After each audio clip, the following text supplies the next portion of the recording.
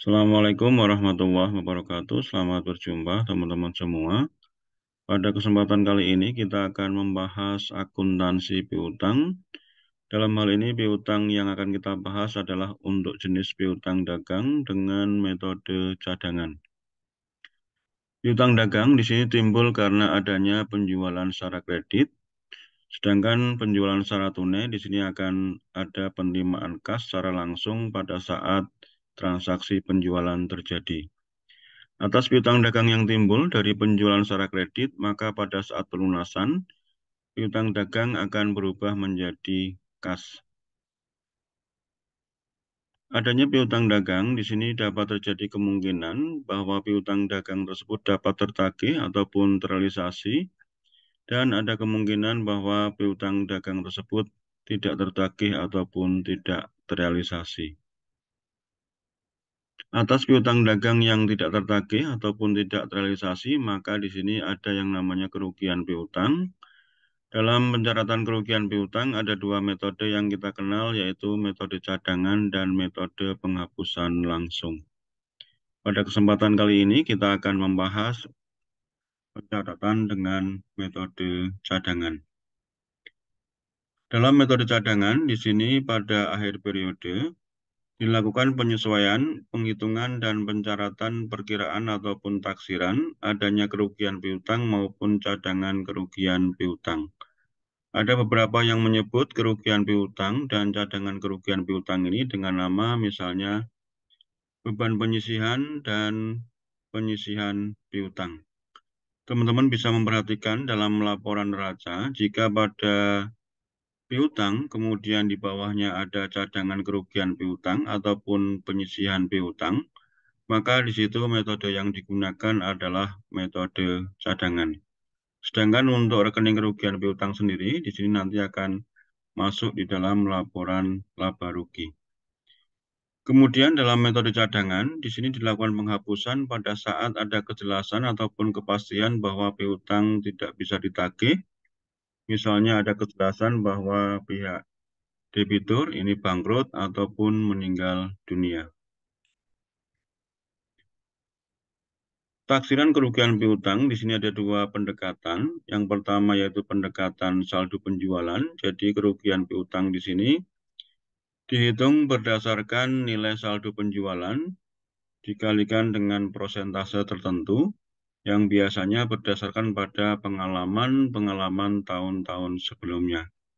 Kemudian yang kedua yaitu dengan pendekatan saldo piutang dagang. Di sini ada tiga. Yang pertama yaitu dinaikkan sampai dengan persentase tertentu dari saldo piutang dagang, kemudian ditambah persentase tertentu saldo piutang dagang, dan yang ketiga yaitu dengan menggunakan analisa umur piutang. Terkait dengan penghitungan penaksiran kerugian piutang di sini nanti akan kita bahas pada video-video berikutnya. Dan pada kesempatan ini kita akan membahas terkait dengan pencatatan ataupun penjurnalan dengan metode cadangan.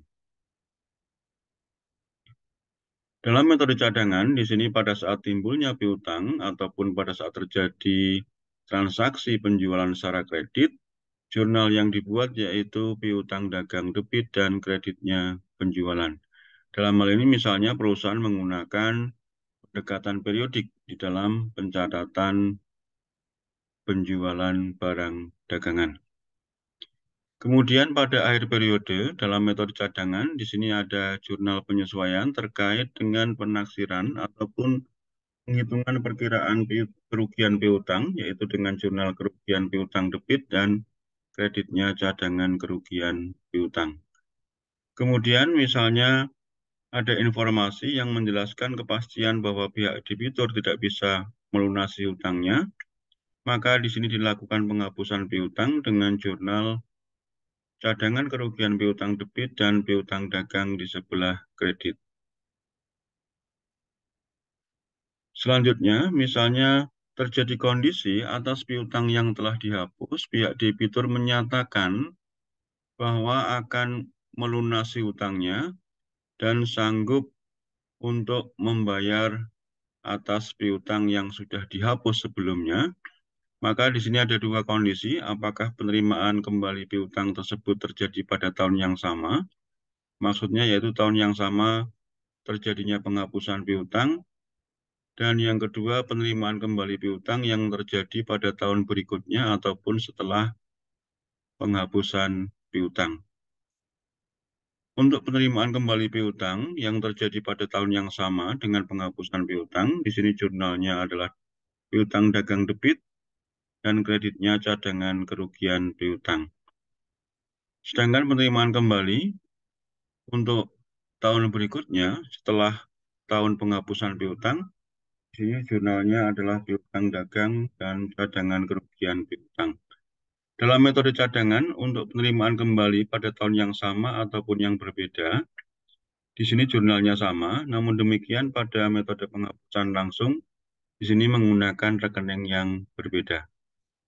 Selanjutnya, pada saat penerimaan kas atas piutang yang telah dihapus, jurnalnya adalah kas debit dan piutang dagang di sebelah kredit. Untuk memberikan gambaran yang lebih jelas, di sini untuk contohnya, misalnya tanggal 1 November 2021 dijual barang dagangan kepada pelanggan XYZ senilai 2 juta rupiah dengan termin N/30, ataupun pembayaran dilakukan maksimal 30 hari setelah tanggal transaksi, maka jurnal tanggal 1 November saat timbulnya piutang, yaitu piutang dagang debit dan penjualan kredit senilai 2 juta rupiah. Kemudian pada tanggal 31 Desember, di sini misalnya hasil dari penghitungan perkiraan ataupun penaksiran kerugian piutang senilai 1.500.000. Tadi ada beberapa pendekatan yang bisa kita gunakan, apakah itu dari saldo penjualan ataupun saldo piutang. Di sini misalnya dari hasil salah satu pendekatan yang digunakan adalah senilai 1.500.000, maka jurnalnya adalah kerugian piutang debit dan cadangan kerugian piutang kredit senilai 1.500.000. Kemudian tanggal 1 Maret 2022, di sini pelanggan XYZ dinyatakan bangkrut dan menyatakan tidak dapat melunasi hutangnya. Maka di sini dilakukan jurnal penghapusan piutang, yaitu tanggal 1 Maret dengan jurnal cadangan kerugian piutang debit dan piutang dagang di sebelah kredit senilai 2 juta rupiah. Selanjutnya, misalnya tanggal 1 Juli 2022, pelanggan XYZ menyatakan akan melunasi hutangnya tanggal 1 Agustus 2022, artinya bahwa penerimaan kembali piutang di sini terjadi pada tahun yang sama dengan tahun penghapusan piutang. Jurnalnya adalah tanggal 1 Juli, ada piutang dagang debit dan cadangan kerugian piutang kredit senilai 2 juta rupiah. Kemudian pada saat pelunasan tanggal 1 Agustus 2022, jurnalnya adalah kas debit dan piutang dagang kredit senilai 2 juta rupiah. Selanjutnya misalnya jika penerimaan kembali terjadi pada tahun berikutnya, contohnya tanggal 1 Februari dan 1 Maret tahun 2023, maka jurnalnya di sini 1 Februari tahun 2023, piutang dagang debit dan cadangan kerugian piutang kredit. Kemudian pada tanggal 1 Maret, pada saat pelunasan ya, pada saat pelunasan 1 Maret jurnalnya adalah kas debit dan kreditnya piutang dagang senilai 2 juta rupiah. Kalau kita perhatikan dalam metode cadangan ini, baik penerimaan kembali piutang pada tahun yang sama ataupun tahun yang berbeda dengan tahun penghapusan piutang, di sini jurnalnya adalah sama. Namun demikian, jika menggunakan metode penghapusan langsung, di sini ada rekening yang berbeda yang digunakan untuk tahun yang sama dan tahun yang berbeda dengan penghapusan piutang. Demikian untuk akuntansi piutang dagang dengan metode cadangan. Semoga bermanfaat. Jangan lupa subscribe, like, dan share.